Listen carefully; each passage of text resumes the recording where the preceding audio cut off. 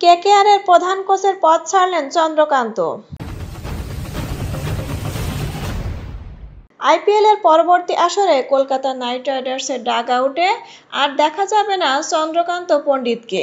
ফ্র্যাঞ্চাইজিটির প্রধান কোচের পদ থেকে সরে দাঁড়িয়েছেন ভারতের সাবেক কিপার ব্যাটসম্যান।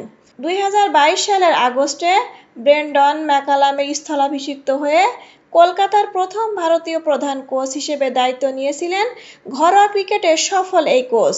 তার অধীনেই 2024 আইপিএলে শিরোপা ঘরে তোলে কলকাতা নাইট রাইডার্স।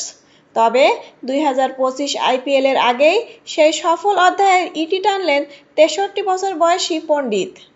মঙ্গলবার এক বিবৃতিতে তার বিদায়ের খবর জানায় ফ্র্যাঞ্চাইজিটি। বিবৃতিতে বলা হয়, চন্দ্রকান্ত পণ্ডিত নতুন চ্যালেঞ্জ নেওয়ার সিদ্ধান্ত নিয়েছেন এবং কলকাতা নাইট রাইডার্সের প্রধান কোচ হিসেবে আর থাকছেন না। তার অসামান্য অবদানের জন্য আমরা কৃতজ্ঞ, বিশেষ করে 2024 সালে আইপিএল শিরোপা জয়ে তার ভূমিকার জন্য। তিনি আমাদের একটি শক্তিশালী ও প্রতিযোগিতামূলক দল গঠনে সহায়তা করেছেন। ভবিষ্যতের জন্য আমরা তাকে শুভকামনা জানাই। আইপিএল ইতিহাসে ভারতীয় দুই কোচের অধীনে শিরোপা জয়ের নজির রয়েছে।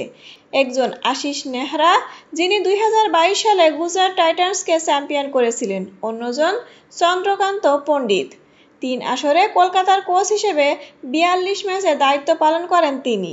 এর মধ্যে দল জয় পায় 22 ম্যাচে, হারে 18টি, বাকি 2টি ম্যাচে ফল হয়নি। তবে গত আইপিএলটা চাওয়ার মতো কাটেনি কলকাতার জন্য। নতুন অধিনায়ক অজিঙ্ক্য রাহানের নেতৃত্বে তারা 14 ম্যাচে মাত্র 5টিতে জয় পেয়ে পয়েন্ট তালিকায় 8ম স্থান অর্জন করে।